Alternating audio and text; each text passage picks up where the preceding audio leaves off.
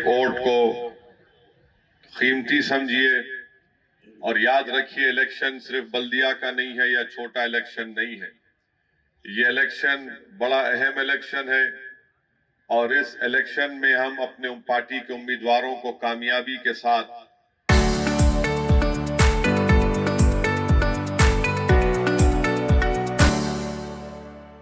यहां पर अगर कामयाब करेंगे तो बोधन में जो मुख्तलिफ वार्ड्स में आज जो तरक्याती कामों के लिए वो वार्ड्स तड़प रहे हैं, उन तमाम तरक्याती कामों को अंजाम दे पाएंगे।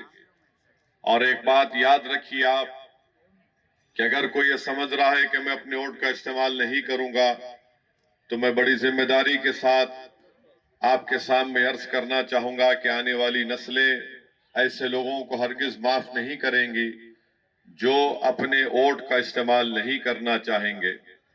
याद रखिए, आपका वोट फिरका परस्ती को शिकस्त देगा, आपका वोट आपकी सियासी क़ियादत को मजबूती अता करेगा, आपका वोट बोधन में आपकी वोट्स के जरिए से आपकी एक मुकामी सियासी लीडरशिप को बनाएगा।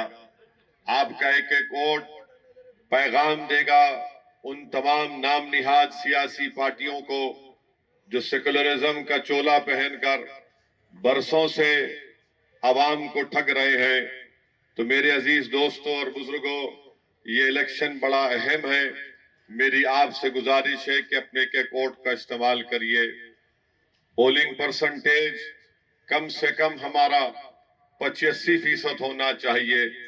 याद रखिए, अगर हमारा पोलिंग परसेंटेज 85% होगा तो यकीन जानिए इंशाअल्लाह ताला मजलिस इत्तेहादुल मुस्लिमीन के एक बहुत बड़ी तादाद में यहां से अराकीन बल्दिया को मुंतखब करेंगे। मजलिस यही चाहती है कि जमीनी सतह से आपकी एक लीडरशिप बने और ये इलेक्शन उस लीडरशिप को बनाएगा। और हो सकता है कि इंशाअल्लाह ताला एक ऐसे यहां से आपके उम्मीदवार कामयाब हो जो मजलिस से वाबस्ता रहकर बरसों नहीं बल्कि कई 20-25 साल तक इंशाअल्लाह ताला वो ना सिर्फ बोधन की, वो ना सिर्फ मजलिस इत्तेहादुल मुस्लिमीन की, बल्कि हो सकता है कि वो आगे बढ़कर ऐवान असेंबली में भी आपका नुमाइंदा बनकर चला जाए। तो मेरी आपसे गुजारिश है कि इन बातों पर गौर करके अपने वोट का इस्तेमाल करिए। बहुत से मसाइल हैं।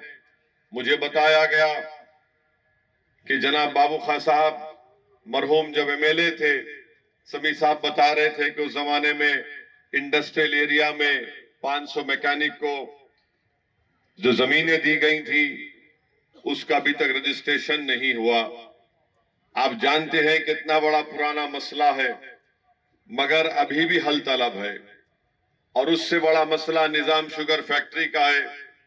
मैं आज वहां पर पैदल दौरा कर रहा था तो किसी एक छोटी सी होटल के सामने एक टेबल पर 4-5 लोग बैठे थे। मुझे इलियास साहब सदर बोधन मुझे बोले कि साहब इन लोगों से मुलाकात करिए, ये बहुत पुराने लोग हैं। जब मैं 5 मिनट उनके साथ ठहर कर उन लोगों की जबानी गुफ्तगू और उनकी तड़प को सुना तो मुझे बहुत तकलीफ हुई।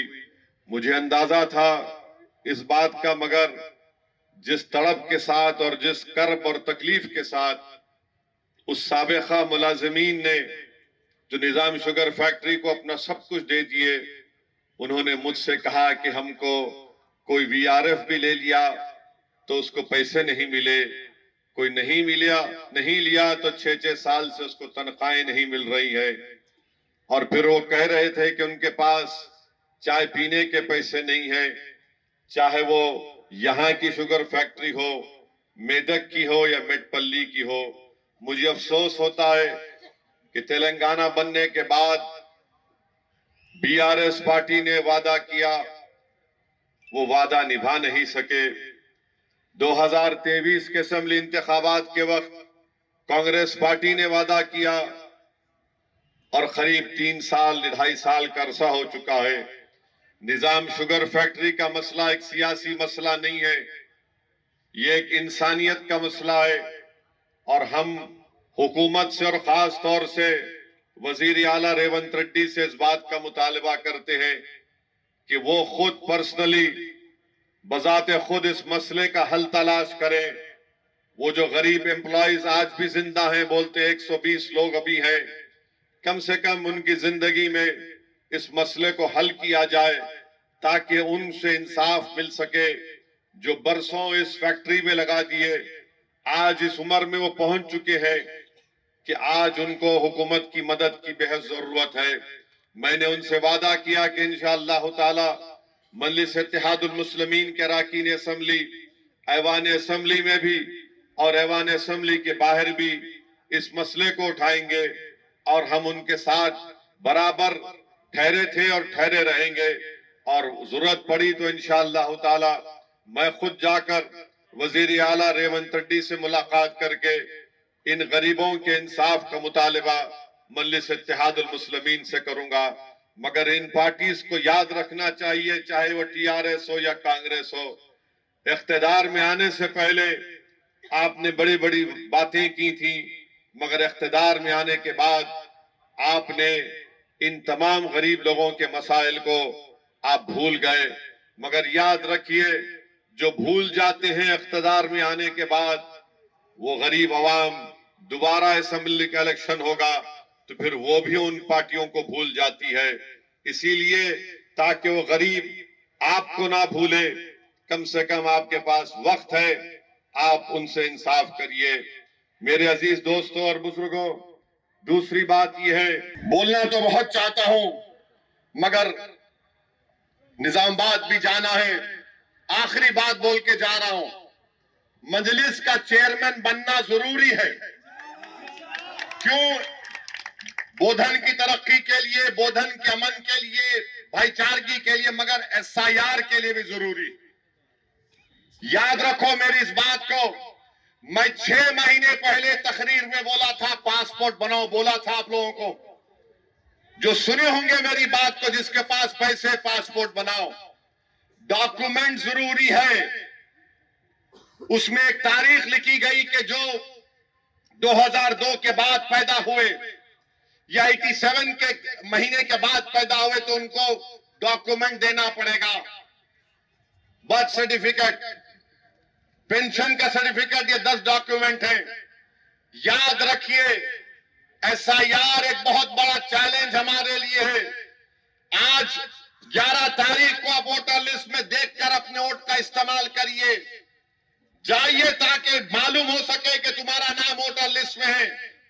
2002 की वोटर लिस्ट इंशाअल्लाह ताला मजलिस फराहम करेगी आपको, मैपिंग होगी, बीएलओज आएंगे, तो आपका काम यह है कि 2002 की वोटर लिस्ट में आपके अब्बा का या आपके दादा का या जो बुजुर्ग का नाम है वो निकाल कर रखें।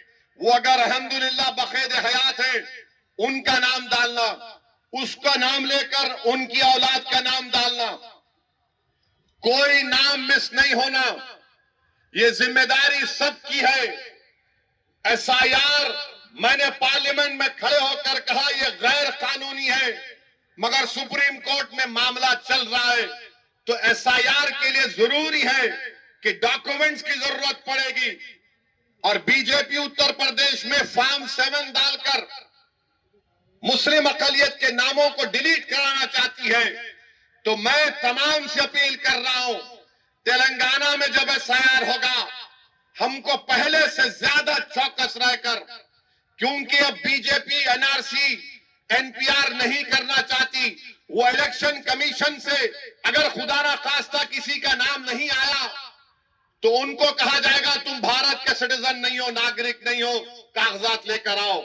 तो वो वक्त आने से पहले हमको चौकस रहकर, मुत्तहिदा रहकर अपने काम को करना है।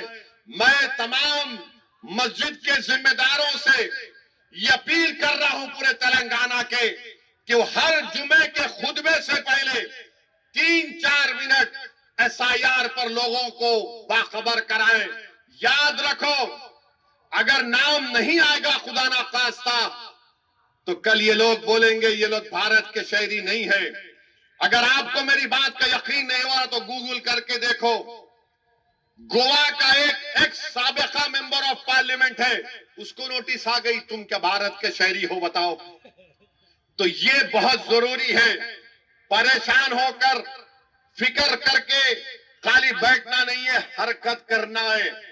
मजलिस भी आपकी रहबरी करेगी, हम सबको मिलकर ये कोशिश करना है कि एक एक शख्स का जेन्युइन नाम वोटर लिस्ट में SIR में आए। सुप्रीम कोर्ट क्या फैसला देगा मेरे को पता नहीं है, मगर हमारी जिम्मेदारी है कि इस इलेक्शन में वोट डालिए, ताकि वो भी एक सबूत आपका रहेगा कि हमने वोट डाला। और जब SIR शुरू होगा तो मैपिंग सही तरीके से होनी चाहिए, डॉक्यूमेंटेशन हमको तैयार करना है तो तैयार किया जाएगा। तो ये बात आपसे कहना था। मैं आप तमाम का शुक्रिया अदा करता हूं कि आज आप अपना कीमती वक्त निकाल कर यहाँ पर आए। मजलिस इत्तेहादुल मुस्लिमीन जिंदाबाद, मजलिस इत्तेहादुल मुस्लिमीन जिंदाबाद। Local to global news at your fingertips, మీ చేతిలో ఒక ఆయుధం. Download raw TV app. Media legend Ravi Prakash is back.